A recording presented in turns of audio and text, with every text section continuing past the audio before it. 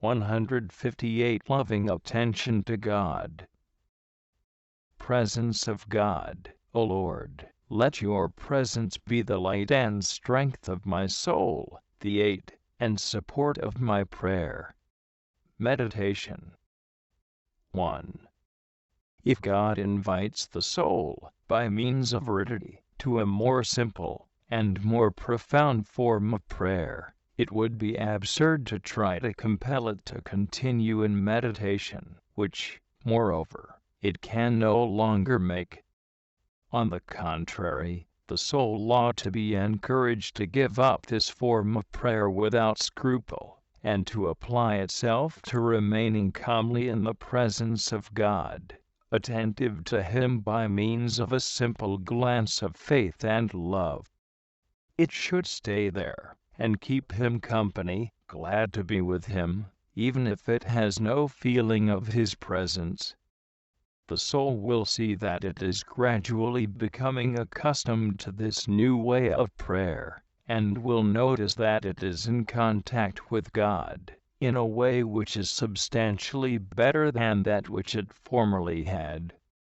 The thought that it no longer knows how to love should not disturb the soul.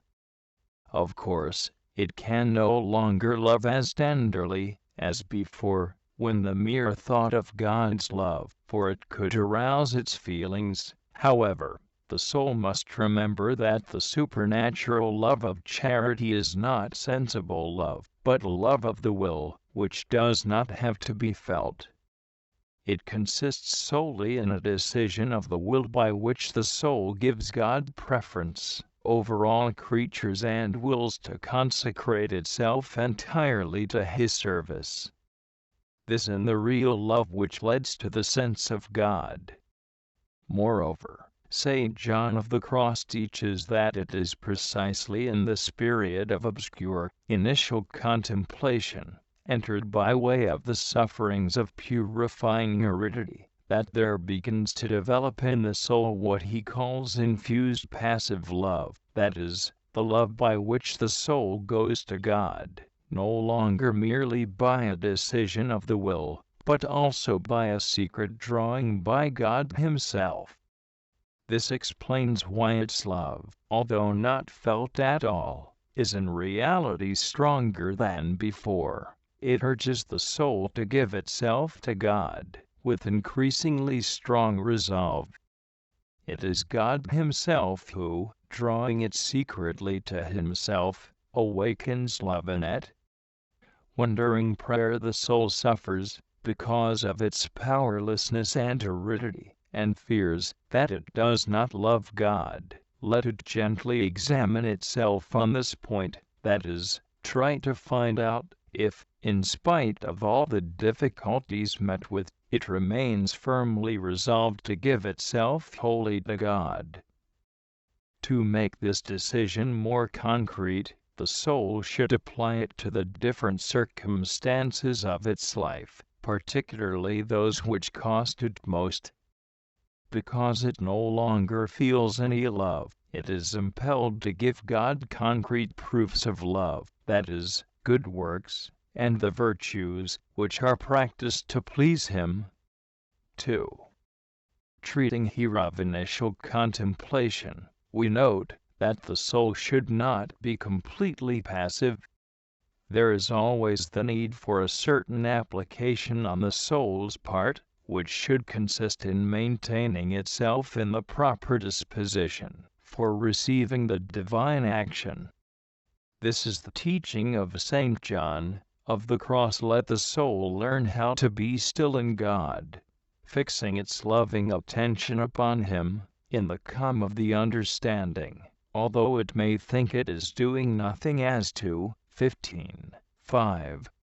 In fact, if the soul will content itself with keeping eye in the presence of God, by a look of faith and love, its loving attention will go to meet the loving knowledge which God Himself communicates to it.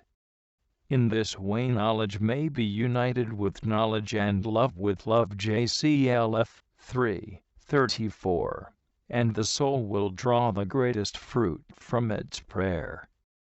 However, this loving knowledge which God infuses is tenuous and delicate.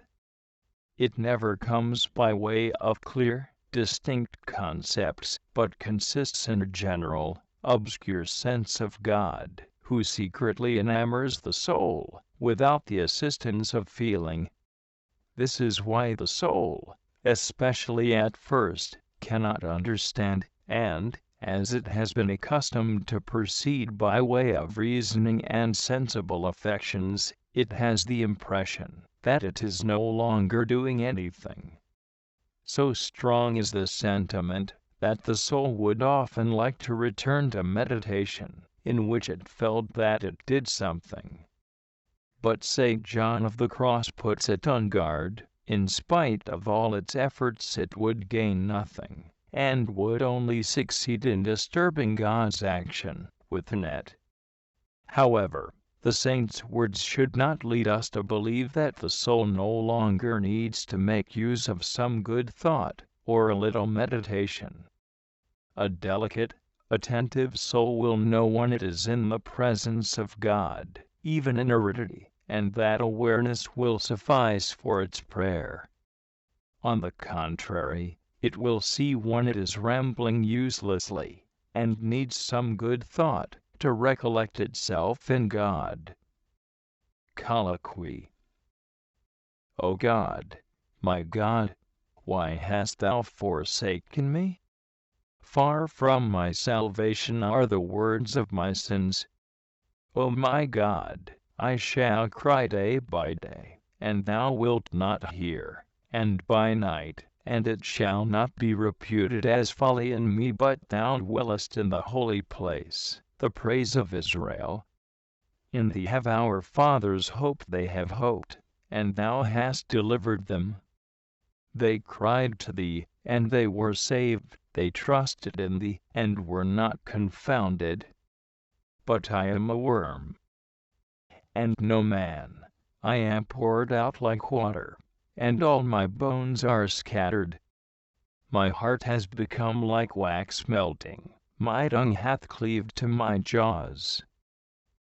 PS 21, 2-16. When I would sing your praises, my voice stops in my throat. O Lord, I have scarcely enough courage to raise my eyes to you, and yet it is my great desire to love you. I should like to tell you that I love you, but I dare not, for my heart is like stone, cold and hard as marble. What shall I do, O Lord, in such aridity? I shall disclose my misery to you, I shall show you my nothingness, my weakness, my lack of power, and I shall say to you, remember, O Lord, that I am wretchedness and you are mercy, I, the patient, and you, the physician. O Lord, do not permit the sight of my nothingness to cast me down, but let it draw me to you in humility, confidence, reverence, and abandonment. O Lord, let me know myself that I may know you. Let me know myself, that I may despise myself, and know you, that I may love and bless you eternally. Although I am an arid and desolate land, and in my heart there is not one drop of devotion, yet I wish to remain here in your presence, here, near you, to tell you that, in spite of everything, I desire and want nothing but you alone. O Lord, when I feel nothing, when I am incapable of praying or practicing virtue, then is the moment to look for small occasions, nothings, to give you pleasure. For example, a smile, a friendly word, when I should much prefer to say nothing at all or look bored. When I find no occasions, at least I want to keep telling you that I love you. It is not difficult, and it keeps the fire of love going. Even if that fire were to seem wholly out, I should throw little bits of straw on the ashes, little acts of virtue and of charity, and I am sure that, with your help, the fire would be enkindled again. TGJL 122